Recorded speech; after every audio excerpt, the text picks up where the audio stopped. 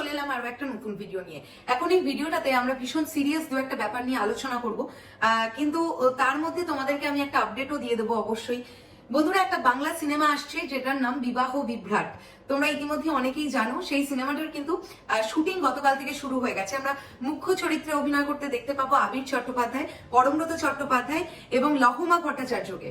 লহমা ভট্টাচার্যকে তোমরা ইতিমধ্যে অনেকেই চেনো, মানে প্রায় সকলেই হয়তো চেনো। কয়েকদিন আগে জিদ্দার যে রাবণ বলে ছবিটা বেরোলো, সেই রাবণে কিন্তু তার প্রথম ডেবিউ সিনেমা ছিল সেটাই। আর এই ছবিটা পরিচালনা করছেন রাজা চন্দ্র। এটা একটা রোমান্টিক কমেডি ড্রামা হতে চলেছে, দেখা যাক কি হয়, কি বৃত্তান্ত। আমি এই পার্টিকুলার খবরটাতে জিদ্দাকে অবশ্যই একটা থ্যাংক ইউ বলতে চাই। তার কারণ শুধুমাত্র জিদ্দা কেন, এর আগে প্রসেনজিৎ চট্টোপাধ্যায় থেকে শুরু করে আরো অনেকে এরকম নায়করা ছিলেন যারা কিন্তু নতুন নতুন নায়িকাদের লঞ্চ করেছিলেন, এবং বেশ কিছু ডিরেক্টরসরাও ছিলেন, যার মধ্যে এক্ষুনি একজনের কথা আমার মনে পড়ছে, পীযূষ সাহা। তিনি কিন্তু নতুন নায়ক এবং নায়িকা এনাদেরকে লঞ্চ করেছিলেন। শুভশ্রী গাঙ্গুলিকে বা সোহম চক্রবর্তীকে, অঙ্কুশ হাজরাকে পীযূষ সাহা লঞ্চ করেছিলেন, আমরা ইতিমধ্যে অনেকেই জানি। তো সেদিক থেকে দাঁড়িয়ে জিদ্দাকে অনেক থ্যাংক ইউ যে লহমাকে আমরা দেখতে পেয়েছি, রাবণে ভীষণ সুন্দর একটা পারফরমেন্স দিয়েছেও। তার পরবর্তী কিন্তু ছবি এটা আসছে, দেখা যাক। আমার মন বলছে ওকে এই ক্যারেক্টারটাতেও খুব ভালো লাগবে।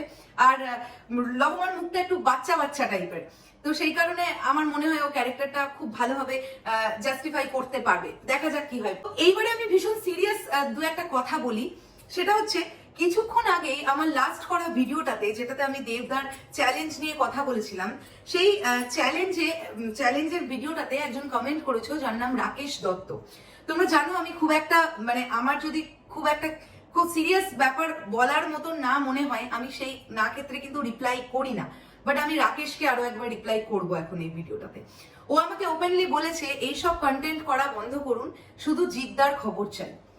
আমি জানি তোমরা এরকম প্রচুর আমার চ্যানেলে অডিয়েন্স আছো যারা শুধুমাত্র জিদ্দার ফ্যান, যারা জিদ্দার খবরের জন্য ওয়েট করো। তোমরা আমাকে কমেন্টও করো। ইনফ্যাক্ট এটা প্রমাণিত যে জিদ্দার খবরে সবচেয়ে বেশি ভিউজ হয়, এবং সেটা আমি বলে কেন, আমার ফেলো রিভিউয়ার যারা যারা আছে প্রত্যেকেই একই কথা বলে। মানে অরিত্রও বলেছে, রূপমও বলেছে, প্রিন্সও বলেছে, মহারাজও বলেছে, আমিও বলেছি, আর যারা যারা আমরা আছি প্রত্যেকে জানে যে জিদ্দার ফ্যান ফলোয়ার্সরা কিন্তু প্রচন্ড অ্যাক্টিভ, কারণ তারা মন থেকে জিদ্দাকে ভালোবাসে। এবারে এখানে একটা কথা আছে, এটার মানে কিন্তু এটা নয় যে সরোদ মিউজিক ভেঞ্চার্স শুধুমাত্র জিদ্দার খবর করে, অন্য কোনো কন্টেন্ট নিয়ে কাজ করবে না।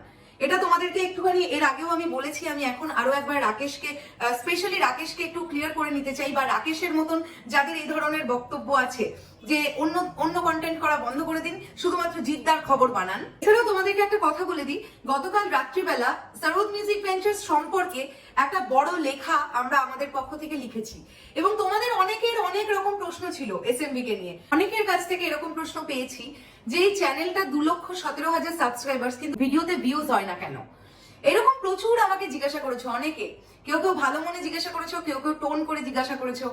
তো তাদের প্রত্যেকের এই ধরনের আমার যারা হেটাররা আছো বা যারা কিউরিওসিটি থেকে জিজ্ঞাসা করেছো, তাদের উত্তরগুলো কিন্তু সেই লেখাটার মধ্যে দেওয়া আছে, তোমরা কিন্তু অবশ্যই চেক আউট করবে।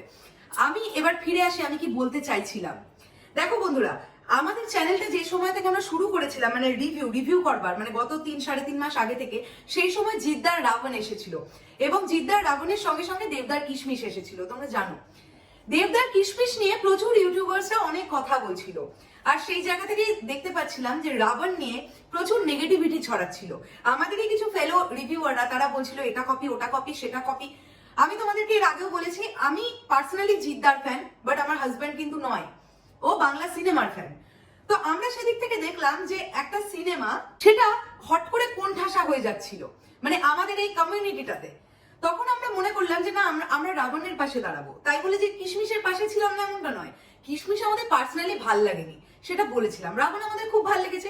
হতেই পারে চেঙ্গিজ আমাদের ভালো লাগবে না, কাছের মানুষ খুব ভালো লাগবে, যেটা যেমন যখন লাগবে সেটা বলবো। এবার কথাটা হচ্ছে, তোমরা যারা পার্টিকুলারলি জিদ্দার ফ্যানেরাই আছো তারা আমাকে এই ধরনের কমেন্ট করছো, এই ধরনের কমেন্ট করো না। আমি কিন্তু জিদ্দাকে নিয়ে বানিয়ে বানিয়ে খবর দিতে পারবো না, বা কোনো সিনেমার ট্রেলারে জিদ্দা বা দেবদার ফটো লাগিয়ে দিয়ে এর সঙ্গে ওর তুলনা, ওর সঙ্গে ওর তুলনা।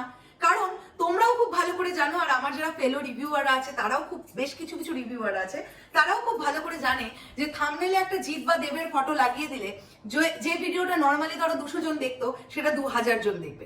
সেই রকম পন্থা অবলম্বনটা আমি করতে চাইছি না। যখন জিদ্দাকে নিয়ে স্পেসিফিক্যালি কোনো খবর থাকবে তবেই আমি থাম্বনেলে জিদ্দার ছবি দেব। অযথা আমি অন্যান্য কোনো কাজকে, কোনো একটা অন্য লেভেলের কাজকে একটা কাজের সঙ্গে তুলনা করে এনে বা কি তফাৎ হয়, কি মিল কি অমিল এইসব করে করে থাম্বনেল দিয়ে আমার খুব বোকা বোকা লাগে। জিদ্দার চেঙ্গিজ আসছে, তোমরা দেখতে পাবে। রাবণকে যেভাবে সাপোর্ট করেছিলাম, চেঙ্গিজকেও নিশ্চয়ই সেভাবে সাপোর্ট করব, কাছের মানুষকেও সাপোর্ট করব। তো অন্যান্য কন্টেন্ট তো অবভিয়াসলি ট্রাই করতে হবে না, আমার তো শুধুমাত্র এটা জিদ্দার চ্যানেল নয়। আর আমি কেন এটা করব?